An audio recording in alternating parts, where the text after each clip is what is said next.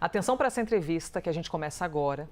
Entrevista mais uma importante aqui no Live. A gente vai falar sobre a decisão da Trump Media, que é a empresa ligada ao presidente Donald Trump, e a Rumble, que é uma plataforma de rede social, transmissão de vídeo, que acionaram a Justiça dos Estados Unidos para que o ministro Alexandre de Moraes do Supremo seja responsabilizado por suposta censura a cidadãos e empresas americanas e americanos. Apuração do analista Caio Junqueira, que é destaque em nosso site. Nós estamos agora com o advogado da empresa de Trump, Martin De Luca, ou Martin. Se eu tiver errado a pronúncia aqui, já desculpe a deselegância. Obrigada pela gentileza de estar conosco aqui na CNN Brasil. A nossa ideia é entender melhor como ocorre esse processo e em que esse processo é embasado. Começo lhe perguntando isso, então, doutor.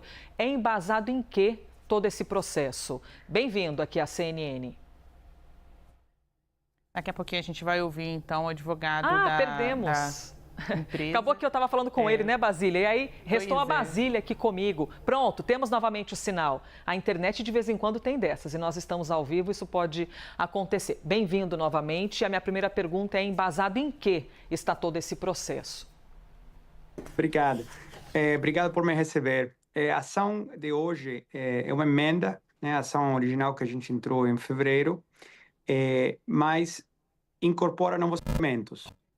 Essa nova ação que a gente entrou hoje incorpora diversos exemplos de cidadãos americanos ou residentes dos Estados Unidos ou dissidentes políticos que estão se manifestando em território dos Estados Unidos, que são alvo de as ordens, os mandados de censura sigilosos do ministro Alexandre de Moraes.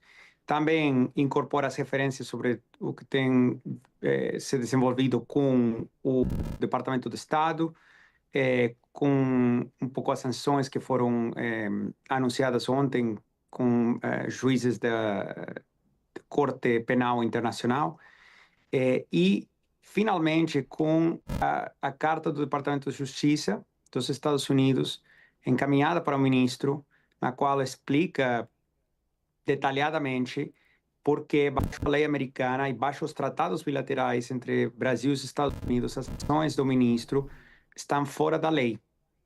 As ações de encaminhar um mandado sigiloso de censura para empresas americanas por e-mail, sem notificar, aliás, pedindo sigilo para que não seja informado o governo dos Estados Unidos, é uma violação da Constituição dos Estados Unidos, é uma violação das leis federais dos Estados Unidos e, obviamente, é uma violação do Tratado Bilateral de Assistência Legal Mútua entre Brasil e os Estados Unidos.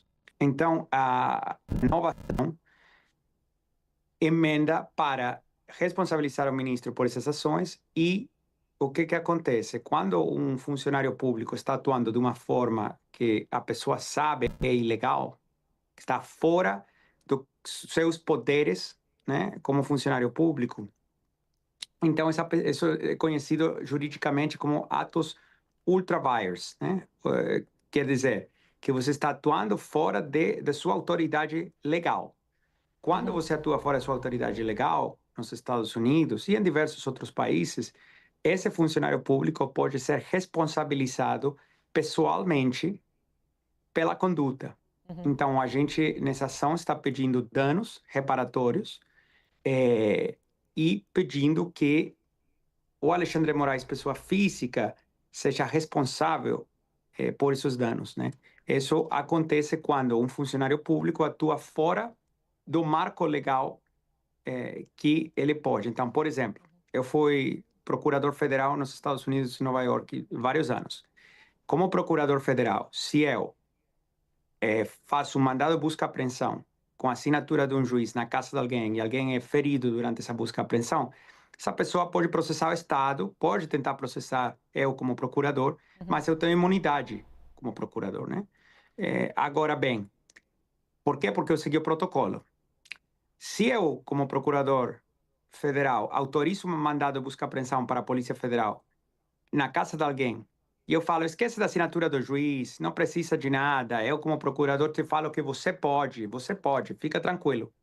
E alguém é ferido, essa ação, como eu sei que estou atuando contrário à lei, como eu sei que estou atuando de uma forma que não é permitido, eu posso ser responsabilizado pessoa física. Não tenho o mesmo tipo de imunidade e ser responsabilizado para eu, pessoa física, pagar os danos causados para a pessoa que foi ferida, né? Ou Então, aqui seja, o que temos é Inclusive, uma... tem outros. Isso, por favor, Basília.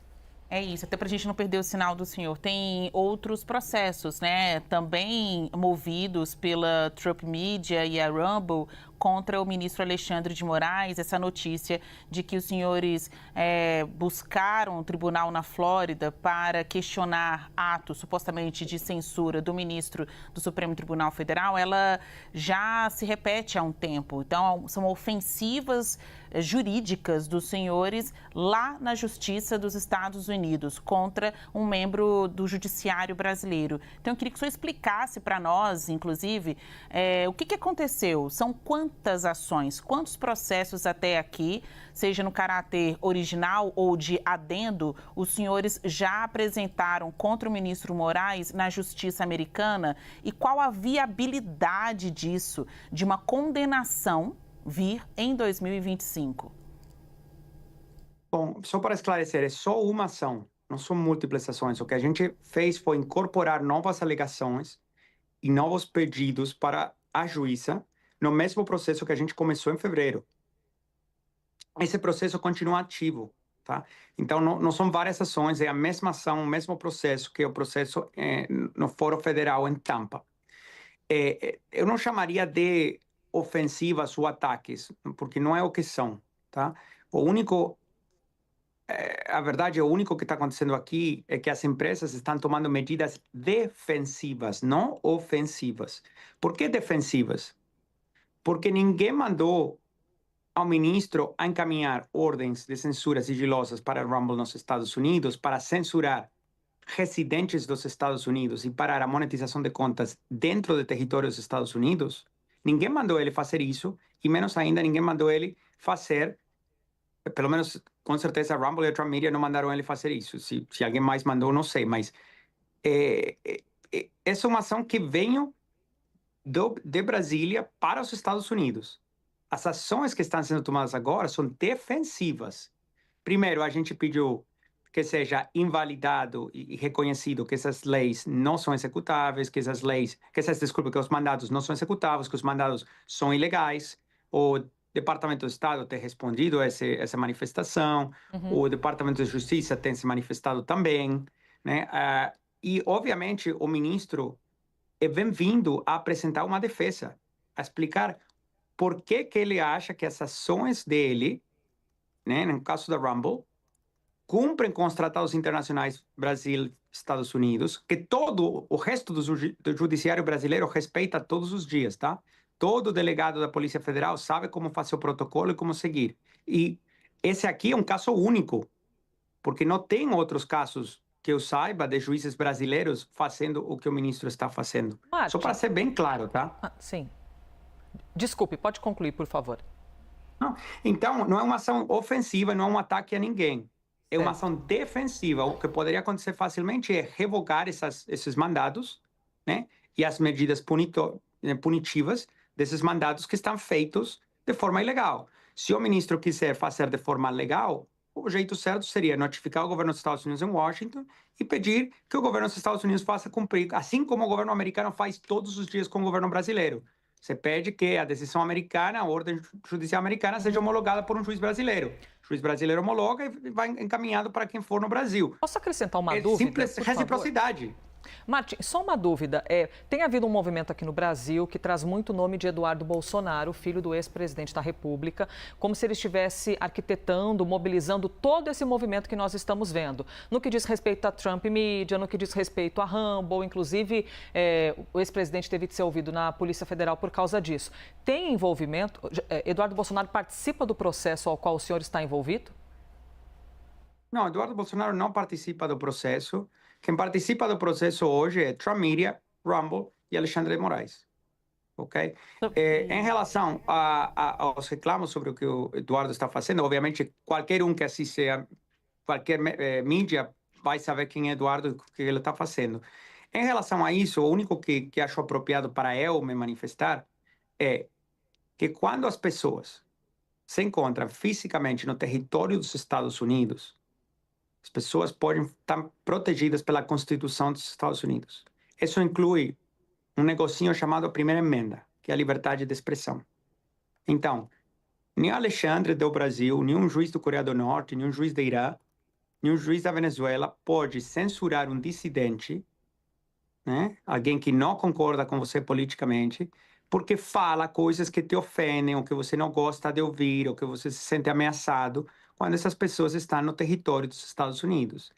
Estados Unidos tem mais de 230 anos de história com dissidentes do mundo inteiro que vão para o território americano e falam de tudo, né? Isso tem incomodado a muitos governos ao longo de muitos anos. Coreia do Norte, Venezuela, governo da China, na União Soviética era terrível cada vez que um russo chegava. O governo, pergunta para o governo cubano quanto que eles gostam, tudo que os cubanos que estão na Flórida falam. Mas é assim que funciona. Então, infelizmente, não vai ter uma exceção para Alexandre de que todos os outros governos autoritários ao longo da história quiseram censurar aquela dissidente político que se encontra no território americano, falando que, obviamente, ele não pode falar no país dele. Martin De Luca, advogado de Trump. Eu preciso encerrar. Perdão. O senhor explicou super bem que isso aqui é um adendo numa ação que já existia lá. Então, se é aquela de fevereiro de 25, é que tem como pivô Alan dos Santos, por causa do pedido de Moraes para bloqueio das contas dele e compartilhamento de informações. A minha dúvida permanece. Na avaliação dos senhores, a viabilidade desse processo na justiça americana, haverá uma sentença ainda neste ano? Vai depender. Se a postura continua sendo de não aparecer na justiça dos Estados Unidos e ficar em default, isso é possível, sim.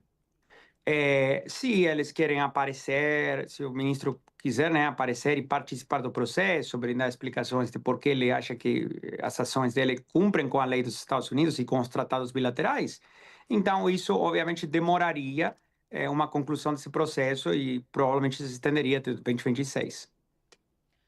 Agradecemos demais aqui Martin De Luca, advogado da Trump Media e também da Rumble. Obrigada pela gentileza de vir aqui, porque é um assunto que a gente fala muito e é importante que nós tenhamos aqui o olhar também da defesa. Muito obrigada, Martin. Bom dia. Obrigado por me receber.